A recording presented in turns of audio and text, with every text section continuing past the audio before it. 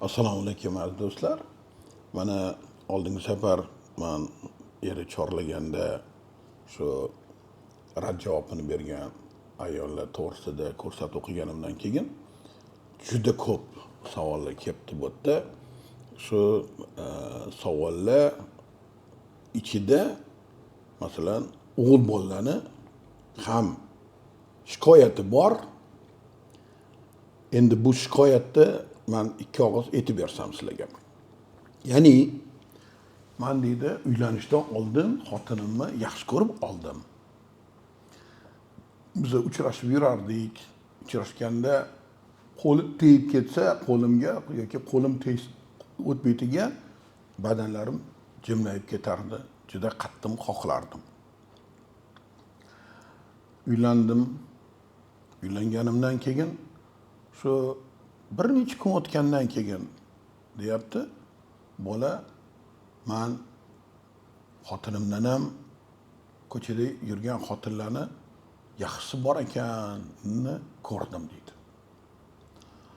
Yana ozgina vaqt o'tgandan keyin deydi, umuman xotinim uncha emas, ko'chadagi chiroyli ayollar ko'p ekan, shuni sezdim deydi. Mana hozir 3 ta bolali bo'lganman deydi. Shu 3 ta bolali bo'lganimdan keyin deydi, o'zi menga umuman xotinim yoqmay qoldi va faqat shu ko'chada bittarimta begona ayolni ko'radigan bo'lsam, men o'shanga xohish bildiryapman. Shunaqa doktor, nima menga maslahat berasiz? Ayollar orgazmga erishmas ekan. Agar orgazm bo'lmasa, ayol baxtsiz va shu oilada er-xotin o'rtasida juda katta ham ruhiy, ham jismoniy muammolar kelib chiqadi. Braziliyadan hech qayerda yo'q, dunyoda hech qayerda chiqmaydi. Bitta shu Braziliyada bor narsa shu sop vibradigan lubrikant olib kelishdi. Ayol kishida o'zida ilgari sezmagan yangi ощущениyalarni, o'sha yangi narsalarni seza boshlaydi. Yoqadi. Namoda sizga sop vibrant agar ta'sir qilmasa, pulingizni 100% qaytarib beramiz. Yozilgan telefonlar orqali xarid qilishingiz mumkin. Endi bunga shariatimizda ham shunaqa bir gap bor. Zino degan gap bor. Xo'p, zino degani nima degani? Bu zino degani begona xotin bilan jinsiy aloqa qildi emas faqat. Ko'z bilan zino qilish mumkin, xayol bilan ham zino qilish mumkin. Menga juda ko'p bolalar murojaat qilishadiki, ular to'ydan oldin har xil pornolarni ko'rib, masturbatsiya qilib yurgan, shunga o'rganib qolgan. Ayollar bilan birinchi kechani o'zida muammo qo'shilolmaydi, eplolmaydi. Biladi oldindan shunaqa narsa bo'lish kerakligini va mana bu yigitimizni yozgandagi ahvol. Xo'p, nimaga? Nima uchun? Yana ilmiy izlanish va shariatdagi javob olamiz. Ilmiy izlanishdagi mana shu porno filmlar ko'rib uylanganlar to'g'risida juda ko'p ilmiy ishlar qilingan va shariy bunga qonuni bilan birga solishtiramiz. Bizda aytiladiki, zino degani faqat badanni emas, ana o'sha men aytib o'tgandagi ko'z bilan qilinadigan zino. Sen kompyuterda, telefoningda jinsiy begona ayol bilan bo'layotgan aloqani ko'rib, undan sen rag'batlanib, jinsiy uyg'onish bo'lib, o'zingni o'zing qondirib yurgan bo'lsang, sen shunga o'rganib bo'lding.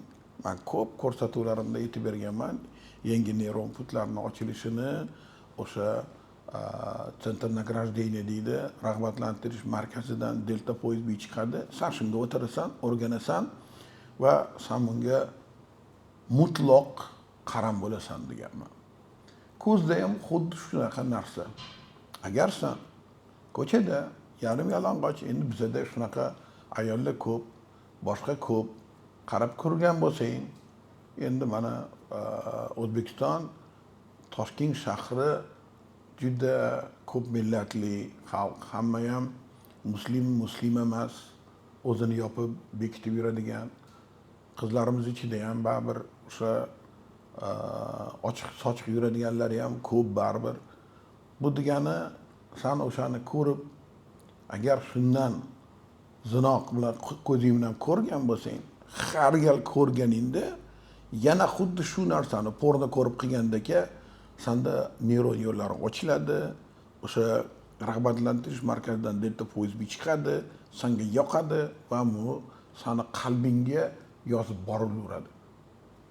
Shayton uni sanda gunoh qilganingni o'shaga tortgan bo'lsa, o'sha zino deb yoziladigan bo'lsa, misol uchun, endi tibbiy tomondan aytilayotganda xuddi shu senga bora qaramlikka olib keladi.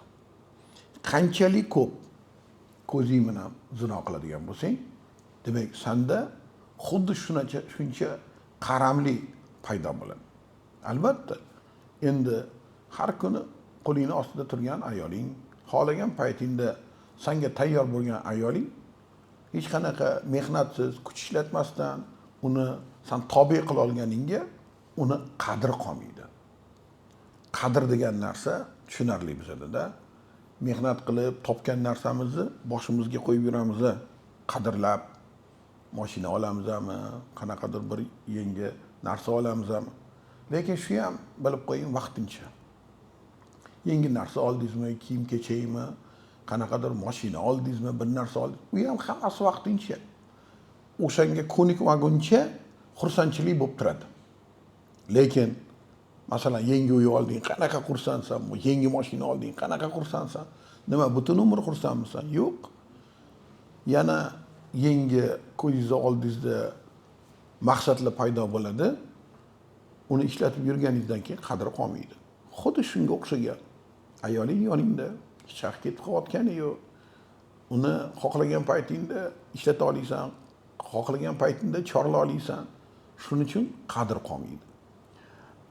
Qaramlik esa o'zi begona ayollarga bo'lgan qaramlik oshib boraveradi. Ya'ni erkak kishi qo'polroq aytadigan bo'lsa, poligam. Ya'ni nasl qoldirish uchun qancha ko'p ayol bilan yaqinlik qilsa, shuncha ko'p nasl qoladi, shuncha shu narsaga intiladi baribir. Lekin shariatimizda ham shunaqa aytilgan, bizada shunaqa erkaklar borki, temperamenti juda yuqori. 3 ta xotin ham kam, 4 ta xotin kerak. Shuning uchun ham bu narsaga ruxsat berilgan.